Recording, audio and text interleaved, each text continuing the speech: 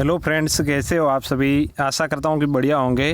देखिए मित्र, जिस प्रकार से अपन अध्ययन कर रहे थे माध्यमिक शिक्षा बोर्ड क्लास 8 की सामाजिक विज्ञान का अगला चैप्टर अपना पढ़ रहे थे, अपन पढ़ना शुरू करना ही था।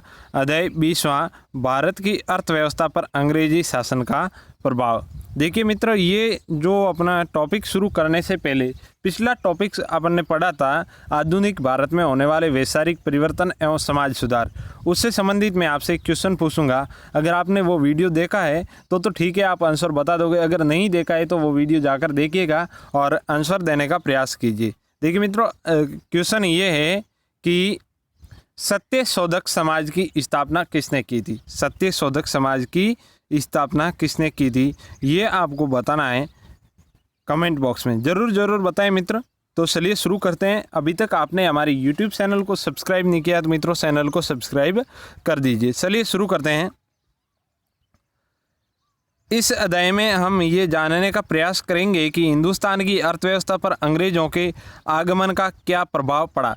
देखिए मित्र, ये जो टॉपिक है 8 क्लास की हिस्ट्री के, ये आप देखना चौथी यूनिट जो अपनी है रीड की सिलेबस की, आप चौथी यूनिट देखोगे तो उसमें सारे के सारे टॉपिक ये 8 की हिस्ट्री के टॉपिक है। AGT ऐसे ही नाम है। और इसमें तो अपन पढ़ेंगे कि जो हिंदुस्तान की अर्थव्यवस्था और अंग्रेज़ों के आगमन पर क्या प्रभाव पड़ा। अपना देश जब अंग्रेज़ों का उपनिवेश बन गया तो सारे देश की आर्थिक हालात काफ़ी खराब हो गई थी। देखिए मित्र, जिस प्रकार से अपने पिछले अध्यायों में पढ़ा था कि जिस प्रकार से अंग्रेज भारत में आए थे, उससे पहले भारत कितना संपन्न राष्ट्र हुआ करता था। पूर्व में हमारे व्यापारिक संबंध दुनिया के कई देशों के साथ थे, किंतु अंग्रेजों का उपनिवेश बनने के बाद देश के आर्थिक हालात खराब होने लगे। देखिए मित्र, जिस प्रकार से अपन ने पढ़ा था पिछले जो 6 क्लास की बुक में अपन ने पढ़ा था, जो भारत के व्यापारिक संबंध, वैदेशिक व्यापारिक संबंध और वृहत्तर भारत की अपन बात करते थे, वृहत्तर भारत। उसमें देखिए भारत जो ये देश था, इसके आसपास में इधर ये जो मध्य एशिया के सऊदी अरब है, जो ईरान है, इराक है, यहाँ से लगा रही इधर कजाकिस्तान, अफगानिस्तान, इधर से होते हुए ये इधर श्रीलंका, जावा, सुमात्रा, इंडोनेशिया, बर्मा, ये सभी इन देशों के साथ भारत का व्यापारिक संबंध हुआ करते थे। इनके साथ भारत के बहुत लंबा चौड़ा व्यापार हुआ करता था। उस समय भारत की अर्थव्यवस्था बहुत मजबूत हुआ करती थी, लेकिन ये अंग्रेज़ों के आने के बाद इसकी हालात खराब होने लगे। भारत का बाहरी दुनिया के साथ व्यापारिक संबंध। कक्षा 6 में हमने पढ़ा था कि हमारे व्यापारिक संबंध दक्षिणी, पश्चिम व पूर्वी एशिया तथा रोम के साथ थे। देखिए 6 क्लास में, अभी मैंने बताया था 6 क्लास में हमने पढ़ा था कि भारत के जो व्यापारिक संबंध है वो दक्षिणी एवं पश्चिमी, पूर्वी एशिया तथा रोम के साथ थे। बहुत लंबा चौड़ा हुआ करता था। हिंदुस्तान से कपड़ा, अनाज, धातु का सामान आदि दुनिया में भेजा जाता था। बदले में बाहर से सोना चांदी हिंदुस्तान में आता था। ऐसा प्रतीत होता है कि विदेशों में बने हुए किसी भी सामान के लिए भारत में मांग नहीं थी। यदि ऐसा होता तो वहाँ बनी हुई चीज़ें भारत आयात भी करता। देखिए मित्र, इसमें ये बताने का प्रयास किया गया कि भारत से जो किया जाता था वो निर्यात ही किया जाता था। भारत किसी वस्तु का आयात नहीं करता था। तो अपन इससे पता लगा सकते हैं कि भारत उस समय कितना संपन्न राष्ट्र रहा होगा। हालात ऐसे थे कि भारत में केवल सोना आता था, यहाँ से बाहर नहीं जाता था। और संभवतः इसी कारण भारत सोने की चिड़िया कहते थे भारत को। व्यापार का ये सिलसिला कुछ फेरबदल के साथ कई सदियों तक चलता रहा। देखिए, इसमें ये बताने का प्रयास किया गया है कि भारत केवल सोना खरीदता था। जिस भी वस्तु का निर्यात करता था उसके बदले में सोना लेता था। तो भारत में सोने का सिर्फ आयात होता था, यहाँ से सोना वापस भी नहीं जाता था। तो इसीलिए भारत को सोने की चिड़िया कहा जाता था। ऐसा नहीं है कि यहाँ हकीकत में सोने की चिड़िया उड़ती थी, नहीं, ऐसा बिल्कुल नहीं है। यहाँ भारत सोने के रूप में बहुत ही संपन्न राष्ट्र हुआ करता था। यहाँ केवल मुद्रा के रूप में सोना ही एक्सेप्ट किया जाता था। देखिए, अब बात आई कि अंग्रेजों का उपनिवेश बन गया भारत। उपनिवेश होता क्या है? आधुनिक इतिहास में ये शब्द आम तौर पर एक देश का दूसरे देश पर सैन्य अधिकार की स्थिति को दर्शाने के लिए किया जाता है। देखिए, एक देश का किसी देश के ऊपर अधिकार हो जाना, तो उसको अधिकार होने वाले जो देश होता है वो उस देश का औपनिवेशिक माना जाता है। दूसरे शब्दों में, जब हम कोई शक्तिशाली देश या अन्य किसी देश पर आर्थिक एवं राजनीतिक दृष्टि से अधिकार कर लेता है, तो वह देश जिस पर अधिकार कर लिया जाता है उसे वो उपनिवेश कहलाता है। तो ये होती है उपनिवेश की परिभाषा, है ना। किसी के ऊपर अधिकार हो गया तो वो उस देश का उपनिवेशिक हो जाएगा। आगे है तत्कालिक भारत की आर्थिक स्थिति। देखिए, उस समय भारत की आर्थिक स्थिति क्या थी। 15वीं-16वीं सदी में स्पेन के लोगों ने अमेरिका की खोज के बाद अमेरिका में लूटपाट का भयानक तांडव रचा। अमेरिका से काफ़ी मात्रा में सोना चांदी लूटकर स्वयं के देश में लाया गया। यूरोप में हिंदुस्तान के सामान को खरीदने लायक संपन्नता आ गई। देखिए, ये 15वीं-16वीं शताब्दी की बात कर रहे हैं कि स्पेन के लोगों ने अमेरिका की खोज के बाद अमेरिका में लूटपाट का भयानक तांडव मचाया। जिस प्रकार से अपन कह सकते हैं कि भारत की खोज के लिए जो व्यक्ति निकले थे वो खोज करते करते पहुंच गए थे अमेरिका में, और अमेरिका की खोज करने के बाद में वो वहीं पर बस गए थे। और वहाँ पर जिस प्रकार से बाद में भारत में जो लूटपाट का तांडव मचाया था, उसी प्रकार अमेरिका में भी इसी प्रकार का उन्होंने तांडव रचा था। तो इससे ये काफ़ी संपन्न हो गए थे। 15वीं सदी के आते आते पुर्तगाल के एक नागरिक जिसका नाम वास्को डी गामा था, समुद्री रास्ते भारत आने का मार्ग ढूंढ निकाला। फिर तो यूरोप के व्यापारियों के ज़्यादा से ज़्यादा तादाद में हिंदुस्तान आने लगी। देखिए मित्रों, अपन बात करते हैं जिस प्रकार से विश्व की, जैसे ये उत्तरी अमेरिका है, ये दक्षिणी अमेरिका है, यहाँ पर यूरोप आ जाता है, और ये जो अफ्रीका आ जाता है यहाँ पर ये एशिया आ जाता है, ये इंडिया है यहाँ पर। और इस प्रकार से देखिए, यहाँ से जो अमेरिका के जो लोग थे या यूरोप के जो लोग थे, इसी वास्को डी गामा के बताए हुए रास्ते यहाँ से भारत आने लगे थे। ये जो कालीकट बंदरगाह था, यहाँ पर आकर ये मतलब अंग्रेज़ों के जहाज यहाँ पर आते थे ज़्यादातर। तो मतलब इन्होंने जो समुद्री रास्ता यहाँ से खोज निकाला। पहले देखो, ये स्थल रास्ता हुआ करता था, इससे ज़्यादा आना जाना संभव नहीं होता था। तो यहाँ से इन्होंने जो वास्को डी गामा ने ये रास्ता खोज निकाला था 1798 में। इसके बाद यूरोपीय जो नागरिक है वो ज़्यादा से ज़्यादा संख्या में भारत पहुँचने लगे। इस समय यूरोप के व्यापारी कंपनियां बनाकर दूर दराज के इलाकों में व्यापार करने लगे थे। पुर्तगालियों ने अरब सागर के समुद्री रास्ते पर नाके स्थापित कर रखे थे। वहां से आने जाने वाले प्रत्येक जहाज से वह सूंगी वसूल करते थे। जो सूंगी नहीं देता था उस पर हमला किया जाता था। ये तब तक चलता रहा जब तक अंग्रेज कंपनी के जहाज़ों ने तोपों के दम पर समुद्र पर अपना सामरिक वर्चस्व कायम नहीं कर लिया। देखिए, बात करते हैं जिस प्रकार से अभी मैंने ये मैप बनाकर बताने का प्रयास किया था, ये जो इस प्रकार से देखिए, यहाँ से जो आते थे यूरोपीय, तो यहाँ पर ये पुर्तगाल पड़ता है। तो यहाँ से आते हुए पुर्तगाली जो लोग थे, यहाँ इनके सूंगी वसूल करते थे यूरोपीय जहाज़ों से, और तो ये सूंगी अगर नहीं देते थे इनके ऊपर हमला कर दिया जाता था। बाद में ये यूरोपीय जो व्यापारी इतने संपन्न हो गए थे कि तोपों के बल पर इन पुर्तगालियों का दमन किया गया। 18वीं सदी के पूर्वार्ध तक अंग्रेज कंपनी हिंदुस्तान के साथ व्यापार करने वाली सबसे बड़ी यूरोपीय कंपनी बन गई। सूरत बंदरगाह के 2020 में मुगल साम्राज्य के साथ कंपनी की लड़ाई भी हुई। लड़ाई में कई बार मुगल सेना ने कंपनी को हराया। कंपनी के अधिकारियों द्वारा माफ़ी मांगने पर उन्हें छोड़ा भी गया। देखिए, यहाँ पर एक बहुत अच्छी स्टोरी है कि जिस समय औरंगजेब शासक हुआ करता था, भारत का मुगल शासक, औरंगजेब को ये अंग्रेजी जो व्यापारी थे वो बिल्कुल इतना शक्तिशाली नहीं मान रहे थे, और जितना ये मान रहे थे, मतलब कमज़ोर मान रहे थे, इतना औरंगजेब ये कमज़ोर नहीं था। तो इन्हें औरंगजेब के साथ कई बार लड़ाई हुई। तो एक बार औरंगजेब की और जो अंग्रेज़ों की लड़ाई हुई मुगलों और अंग्रेज़ों के बीच में, तो ये अंग्रेज़ बुरी तरह से मारे गए। यहाँ पर बुरी तरह से इनको पीटा गया। और जहाज़ों में डाल डालकर भी समुद्र में छोड़ दिया, इनको भगा दिया यहाँ से। बाद में ये जो अंग्रेज इधर काफ़ी दिनों तक यहाँ रहने के बाद में जो औरंगजेब के शरणों में आते हैं यहाँ पर, और औरंगजेब के पास आकर ये दंडवत प्रणाम करते हुए इनसे माफ़ी मांगते हैं, तो औरंगजेब इनको क्षमा कर देता है। इन्हीं की ये बात कर रहा है, औरंगजेब क्षमा कर देता है। हालांकि उस समय मुगलों को ऐसा कार्य नहीं करना चाहिए था, उनको क्षमा नहीं करना चाहिए था, लेकिन इनको क्षमा किया गया और बाद में इनके ये अपन देख रहे परिणाम कितने भयानक हुए। हाँ, आगे है 1717 ईस्वी में मुगल सम्राट फर्रुखसियर, देखिए ईस्वी सन ये बहुत इम्पोर्टेंट है।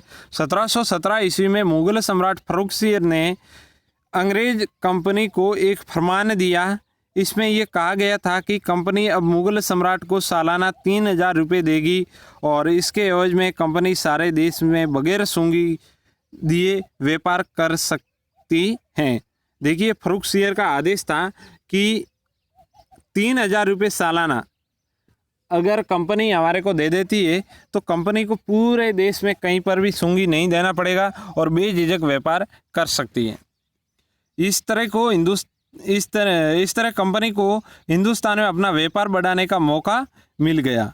आने वाले समय में अंग्रेज कंपनी ने लगभग सारी यूरोपीय कंपनी को बंदूक के दम पर देश में मार भगाया और यहाँ से सारे व्यापार का वर्चस्व स्थापित कर लिया। देखिए जिस समय अंग्रेज भारत आए थे उस समय और भी अफ्रीकी जातियाँ आई थी, यहाँ पर डच है, पुर्तगाल है, ये कई सारी आई थी, लेकिन इनको अंग्रेज़ों को यहाँ से फर्रुखसियर के द्वारा फरमान मिलने के बाद में इन्होंने इन सारी जातियों को यहाँ से भगा दिया और अपना बंदूक के दम पर अपना व्यापार कायम कर लिया।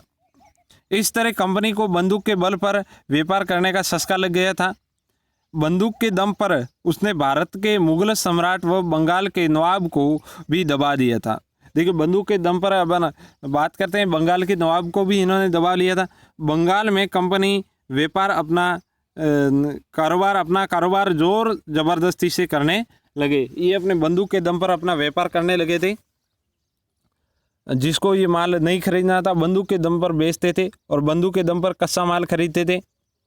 और आगे बात करें भारत के उद्योगों पर कंपनी का प्रभाव। प्लासी की लड़ाई 1757 में हुई थी कि विजय के बाद कंपनी के लिए ये संभव हो गया थी कि बंगाल में दहशत का राज फैला सके। देखिए 1757 की लड़ाई में जिस प्रकार से सूरजउदौला हार जाने के बाद में अंग्रेज़ों को ये एक ऐसा मौका मिल गया था कि अब बंगाल में जिस प्रकार से लूटपाट जैसा भी करना है वो अपन कर सकते हैं। अपनी नई प्राप्त शक्ति के बल पर यहाँ के कारीगरों को कच्चा माल बड़े दामों पर देते थे और उनसे बना हुआ सामान 1/4 से कम दामों में खरीदते थे। देखिए जिस प्रकार से कोई चीज़ 1 रुपये की है तो उसको ये 5 रुपये में बेचते थे। अगर कोई वस्तु 20 रुपये की है तो उसको ये 5 रुपये में खरीदते थे। 5 रुपये में खरीद कर इसको बनाकर 20 का 100 रुपये में बेचते थे। ये इस प्रकार से इन्होंने अपना व्यापार कई गुना बढ़ा दिया था और कच्चा माल यहाँ से खरीदते थे। कच्चा माल खरीदने के बाद में ये ब्रिटेन भेजते थे, वहाँ से माल तैयार होकर आता था और यहाँ पर ऊंचे दामों पर बेचते थे ये। और परिणाम ये रहा कि आने वाले 20 वर्षों में तो कारीगर अपना काम छोड़कर भाग गए। बेचारे कारीगर जो काम करने वाले थे यहाँ पर भारतीय कारीगर, उनको काम छोड़कर भागना पड़ा यहाँ से। उनकी कमाई इतनी कम हो गई थी कि वे अब भूखमरी की कगार पर पहुंच गए। कहाँ तो बंगाल में निबे किस्म का कपड़ा बनकर यूरोप के बाज़ारों में जाता था और कहाँ 18वीं सदी के अंत तक बंगाल में सारा कपड़ा उद्योग नष्ट हो गया था। देखिए बात करें अपना 17वीं शताब्दी 18वीं शताब्दी की, तो बंगाल में जो निबे किस्म का कपड़ा बनता था यहाँ पर, देखिए उस समय इतनी वैरायटी का जो कपड़ा बना बहुत बड़ी अपने आप में संपन्नता दिखाता है। और उस समय बंगालों ने जो ये अंग्रेज़ों ने इस प्रकार से लूट मचाई कि 18वीं सदी के आते आते इनके सारे व्यापार है वो भी खत्म हो गए थे। इनके सारे कपड़ा उद्योग नष्ट हो गए थे। लोग यहाँ तक मानने लगे थे कि अंग्रेजी कंपनी ने ढाका में मलमल की साड़ी बनने वाले कारीगरों के अंगूठे तक काट दिए थे। देखिए बंगाल में जिस प्रकार से जो साड़ियाँ उद्योग चलता था, उस साड़ी उद्योग के बनाने वाले कारीगर को अंगूठे तक काट लिए थे अंग्रेज़ों ने। इन कारीगरों के संबंध में ये मशहूर था कि इनकी बनाई हुई साड़ी इतनी महीन थी कि उसे एक अंगूठी से निकाली जा सकती थी। देखिए उसके मलमल की जो साड़ी होती थी वो इतनी महीन हुआ करती थी, इस प्रकार से उनकी वो कारीगरी हुआ करती थी कि एक प्रकार से अंगूठी के अंदर से उस कपड़े को निकाला जा सकता था, एक ताके को। किंतु अंग्रेज़ों ने इनका भारी शोषण किया। इसमें संदेह नहीं है कि इस समय कंपनी के हाथों में गरीब जुलाहों को कष्ट और उत्पीड़न मिला। अंग्रेजों द्वारा भारतीय अर्थव्यवस्था का शोषण। भारत में अंग्रेजों के आने से पहले ये देश उस समय के यूरोप की तुलना में उन्नत एवं समृद्ध था। देखिए अपन बात करें जिस प्रकार से 16वीं सदी की पहले की बात करें तो यूरोप बिल्कुल एकदम मतलब पूरे विश्व में सबसे घटिया अर्थव्यवस्था यूरोप की थी।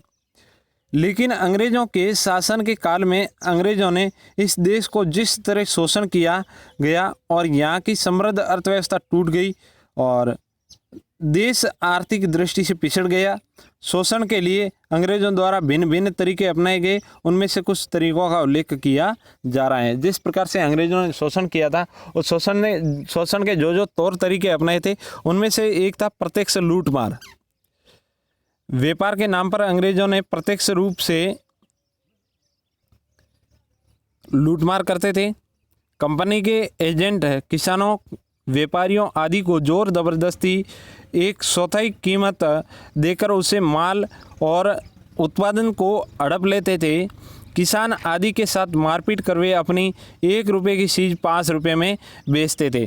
देखिए जिस प्रकार से जो कोई अभी मैंने बताया था उदाहरण, जैसे कोई 4 रुपये की वस्तु है तो उसको ये अंग्रेज 1 रुपये में खरीदते थे और इसे 1 रुपये की वस्तु में वापस 5 रुपये में बेचते थे।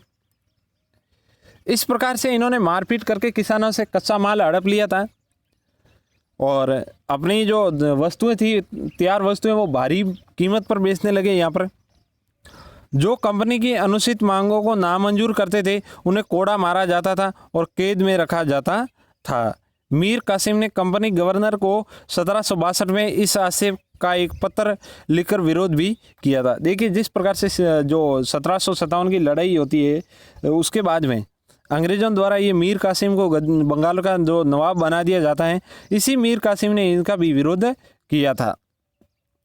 अगला जो इन्होंने तरीका अपनाया था वो था मालगुजारी, यानी जो जिसको अपन कह सकते हैं लगान, यानी यहाँ टैक्स वगैरह जो लगान लगाकर इन्होंने जो एक लूट मार का जो तरीका अपनाया था।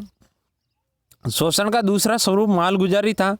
कंपनी द्वारा वसूल की जाने वाली मालगुजारी किसानों को लूटने का सीधा तरीका था।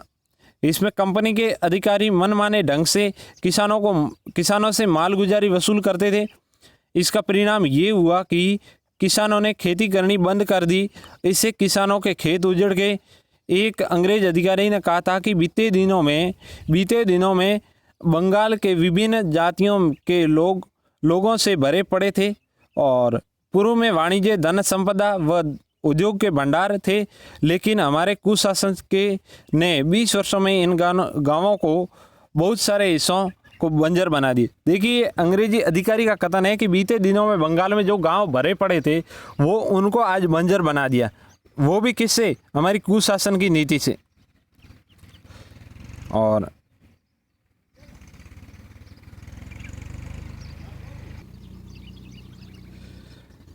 खेतों में अब खेती नहीं की जाती, किसान लूट चुके हैं, औद्योगिक निर्माताओं का दमन किया जा चुका है। ये किसने कहा था? ये एक अंग्रेज अधिकारी ने ही कहा था।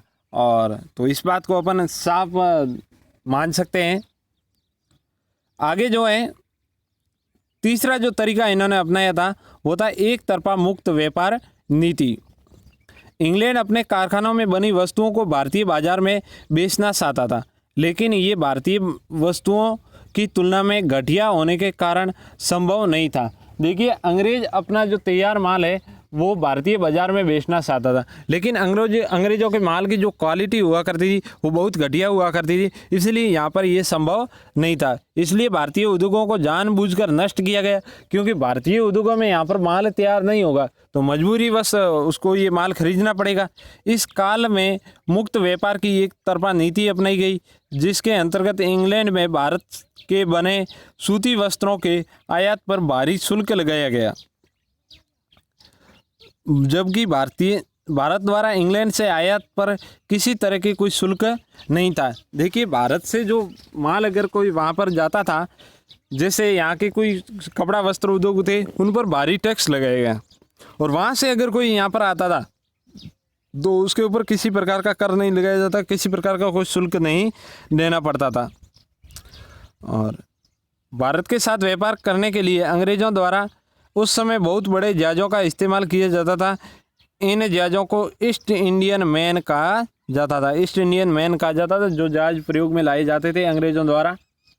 और आगे इन्होंने अगला तरीका जो अपनाया था वो था संपत्ति का निकास। पूरी तरह से संपत्ति यहाँ से ट्रांसफ़र करने लगे थे। कराधान के द्वारा एकत्रित राशि तथा मुनाफे के रूप में एकत्रित संपत्ति को अंग्रेज अपने देश में ले जाते रहे, उसका इस्तेमाल अपने देश में करते रहे। इससे अपने देश की संपत्ति का निकास इंग्लैंड के लिए होता रहा, जिससे भारत में अपनी ही संपत्ति का लाभ अपने देशवासियों को जो है नहीं मिला। देखिए, ये दादा भाई नौरोजी हैं। दादा भाई नौरोजी ने जिसने ब्रिटिश शासन के आर्थिक परिणामों की बहुत तीखी आलोचना की तथा संपत्ति के निकास का सबसे पहले विरोध किया था। इन्होंने संपत्ति के निकास का जो सबसे पहले विरोध किया था वो दादा भाई नौरोजी ने किया था। ये बहुत बड़े अर्थशास्त्री हुआ करते थे। और आगे इसे संपत्ति का निकास कहते थे। देखिए, यहाँ से जो भारतीयों को जो फ़ायदा नहीं मिला और सीधा बेनिफिट उनको मिला, इनको संपत्ति का निकास कहा जाता है। इतिहासकारों का मत है कि यदि ऐसा न हुआ होता तो आज यूरोप अमेरिका इतने विकसित नहीं होते। देखिए, ऐसा अगर भारत से संपत्ति का निकास नहीं हुआ होता तो आज यूरोप और अमेरिका इतने विकसित नहीं हुए होते।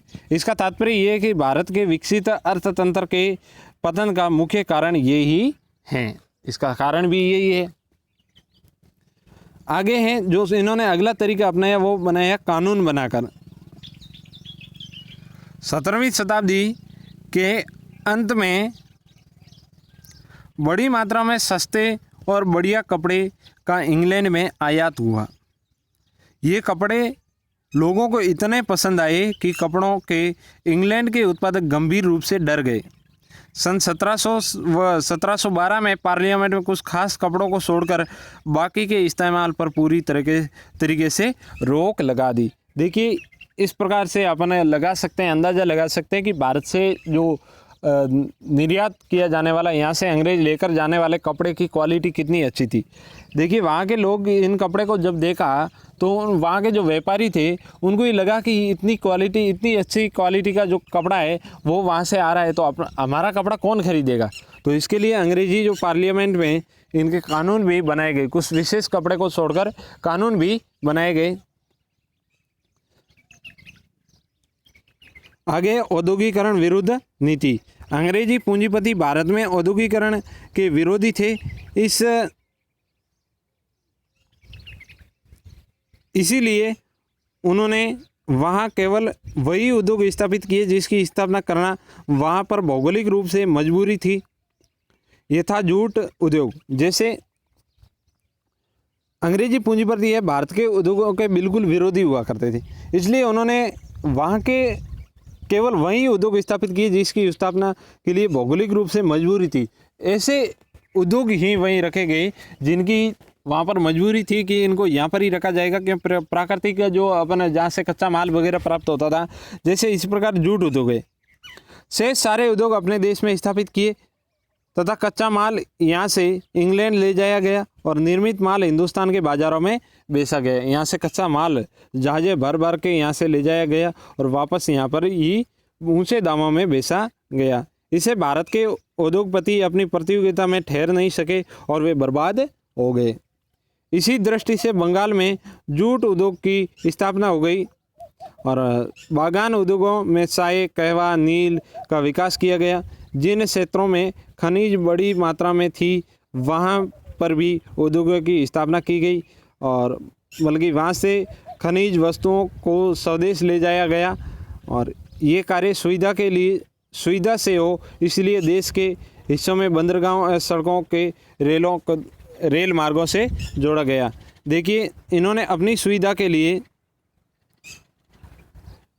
इन्होंने बसें चलाई, रेल चलाई। ये अपन ऐसे नहीं कह सकते हैं कि ये अपने लिए किया, ये उन्होंने अपने व्यापार के लिए ही किया था। अंग्रेज़ों ने अपने व्यापार को बढ़ाने के लिए ऐसा कार्य किया था, बल्कि भारत के लिए इन्होंने नहीं किया था। 19वीं सदी में यूरोप की औद्योगिक क्रांति का भारत की अर्थव्यवस्था पर प्रभाव। देखिए, इसके बाद में यूरोप में औद्योगिक क्रांति होती है, उस औद्योगिक क्रांति का भारत पर क्या प्रभाव पड़ता है। 19वीं सदी में यूरोप में, विशेषकर इंग्लैंड में औद्योगिक क्रांति का सूत्रपात हुआ। अब वहाँ मशीनों से सामान बनाया जाने लगा। मशीनी सामान की गुणवत्ता हाथ से बनी हुई वस्तु से श्रेष्ठ होती थी, साथ ही उसके दाम भी कम होते थे। ऐसी स्थिति में हाथ से बनी वस्तुओं की मांग बाजार में कम होने लगी। परिणाम ये होगा कि हाथ से काम करने वाले कारीगर, हस्तशिल्प आदि बेरोजगार हो गए। देखिए, जिस प्रकार से यूरोप में कंपनियां स्थापित की गई, मशीनें स्थापित की गई, तो मशीन से बनाई गई जो वस्तु का जो क्वालिटी अच्छी होती थी और इस प्रकार से भारत के जो है वो हस्तशिल्प, जो हाथ से काम करने वाले कारीगरों की वो बेरोजगार हो गए, उनके धंधे छीने गए। इस तरह बंगाल एवं भारत के अन्य क्षेत्रों में अनेक हस्तशिल्प खत्म हो गए और इस प्रक्रिया को इतिहासकारों ने विऔद्योगीकरण कहा। देखिए, यहाँ से ये उद्योग वगैरह खत्म हो जाना, इतिहासकारों ने इसे क्या बताया, विऔद्योगीकरण कहा। अर्थात भारतीय परंपरागत उद्योगों को नष्ट होने की प्रक्रिया प्रारंभ हो गई। जिस प्रकार से भारत के परंपरागत उद्योग चल रहे थे, उस उद्योगों को नष्ट होने की जो क्रिया है उसको विऔद्योगीकरण कहा गया। मुंबई और कलकत्ता 1780 के दशक में व्यापारिक बंदरगाहों के रूप में विकसित होने लगे थे। ये पुरानी व्यापारिक व्यवस्था के पतन और उपनिवेशिक अर्थव्यवस्था के विकास का समय था। देखिए, 1780 में व्यापारिक बंदरगाहों के रूप में विकसित होने लगे थे कौन? मुंबई और कलकत्ता। और ये पुरानी व्यापारिक व्यवस्था के पतन और औपनिवेशिक व्यवस्था का विकास का समय था। देखिए, इनका विकास हुआ था औपनिवेशिक काल में, अंग्रेजों के काल में। ये है मछलीपट्टनम का दृश्य है। मछलीपट्टनम जो कि आंध्र प्रदेश में है, आंध्र प्रदेश। और इनकी बात करें अपन, मछलीपट्टनम 17वीं शताब्दी का एक महत्वपूर्ण बंदरगाह था। बंदरगाह के रूप में विकसित हुआ। 18वीं सदी के आखिर तक जब व्यापार मुंबई, मद्रास, कलकत्ता के नए ब्रिटिश बंदरगाहों पर केंद्रित होने लगा तो इसका महत्व घट गया। जिस प्रकार से देखिए, भारत ऐसे होता था, यहाँ पर था मछलीपट्टनम बंदरगाह और मुंबई, मद्रास, कलकत्ता ये सारे इधर आ गए थे। तो इधर से ब्रिटिश जो ये केंद्रित बंदरगाह होने लगे तो इनका महत्व घट गया था, क्योंकि इनका पहले व्यापार हुआ करता था इधर जो जावा है, सुमात्रा, इंडोनेशिया, म्यांमार, इधर इनका जो व्यापार हुआ करता था, तो इसका महत्व बहुत बड़ा हुआ करता था। ये इधर से 1672 का। ये थे कुछ इस टॉपिक में कुछ बातें थी। इसके क्वेश्चन देख लेते हैं थोड़े। अंग्रेजों द्वारा किसानों को लूटने का सीधा तरीका क्या था? देखिए, किसानों को लूटने का सीधा तरीका क्या था? तो मालगुजारी द्वारा एंड टैक्स लगाकर किसानों को लूटा गया। संपत्ति के निकास का सबसे पहला विरोध किसने किया? संपत्ति के निकास का सबसे पहले विरोध किया था दादा भाई नौरोजी ने। और आगे प्लासी की लड़ाई कब हुई थी? प्लासी की लड़ाई हुई थी मित्रों 1757 में। और मुगल सम्राट फर्रुख सियर ने अंग्रेजी कंपनी को बिना सूंगी कर दिए जो व्यापार करने का फरमान ये 1717 में सुनाया गया। मीर कासिम ने जो गवर्नर को पत्र लिखा था ये 1762 में लिखा था। और इंग्लैंड की पार्लियामेंट को उस खास कपड़े को छोड़कर ये जो बनाया था कानून, ये 1700 और 1702 के आसपास 1707 में वगैरह बनाए गए थे। तो इसके ये ऑप्शन सही हो जाएंगे। तो आज के टॉपिक में इतना ही मित्रों। वीडियो को देखने के लिए धन्यवाद। मिलते हैं अगले वीडियो में। जब तक के लिए जय हिंद, जय भारत, वंदे मातरम।